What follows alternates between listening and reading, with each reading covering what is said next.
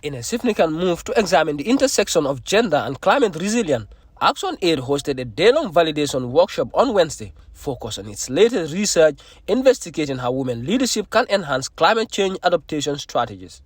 The event brought together local stakeholders, activists, and representatives from various organizations to discuss and validate the research findings, aiming to foster actionable insight that could benefit communities across the nation.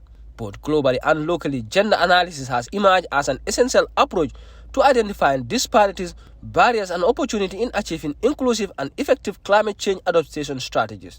In the Gambia, the Central River region, particularly on the south and north banks, is especially vulnerable to impacts of climate change. Researchers have noted that these areas face challenges such as erratic rainfall, flooding, and deforestation, which disproportionately affect women due to their central roles in agriculture, natural resource management, and household resilience. The objective of this research is to develop an evidence-based report that links women leadership to climate change adaptation, providing insight for ActionAid advocacy effort, as well as identifying critical barriers and enabling factors that affect women's ability to adopt climate change and assume leadership roles.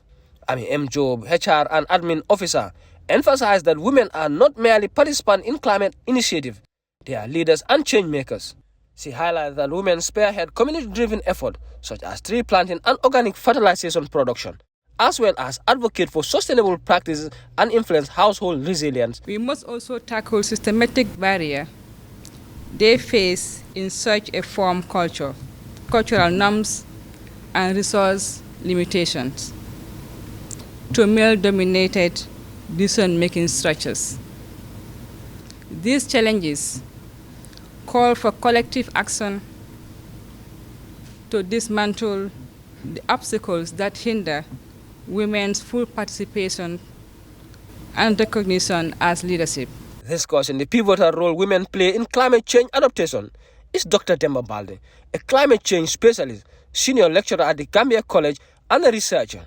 Dr. Balde elaborates on the unique roles women fulfill in climate adaptation process, while also pointing out some of the challenges they face despite their leadership position in this area. They are doing a lot of that kind of work, but as I said, the barriers that they are also facing, those are hurdles. And some of these barriers, as I said earlier, they related to the technical know-how. They do not know they do not have the expertise. Some of them do not have the knowledge. That is also lacking a lot. So there is also the male counterparts who are not supporting them, especially leaders, because this is dealing with leadership. Now we realize as women leaders, most of the male leaders within those communities are not supporting them. So in essence, they are working towards deterring the efforts that the women are doing. Even though I have to mention that there are some male leaders who are so supportive. Fafa Cham, head of programs and policy at ActionAid the Gambia, expressed the organization's motivation for conducting this research.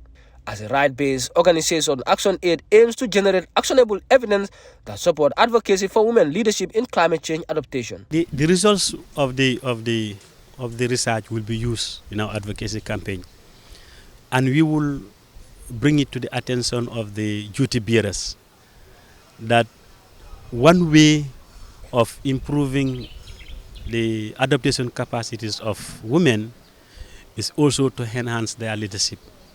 They need to be in decision-making institutions. Khadija Sise, an environmental researcher and a representative of the women in STEM Gambia, along with Mariama Jallo, conveys a message to the government and development agencies. Message to duty bearers, to our government, CSOs, stakeholders, and all policy implementers.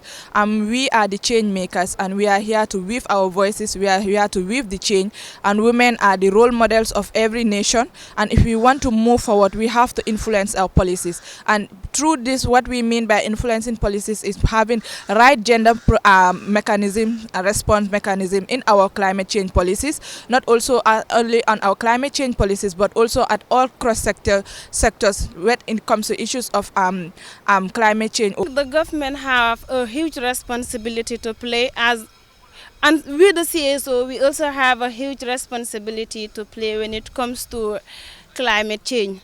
The government need to support, especially we the women's, because we are the most vulnerable ones, and we need support from the government and, of course, CSOs and other private sectors. Officials believe that such research initiative and policy engagement are not simply events but rather stepping stones towards actionable change in the fight against climate change. By recognizing and empowering women as leaders, communities are better positioned to adapt to the pressing challenges posed by our changing climate. For TFN News, I am Aliu Jallo.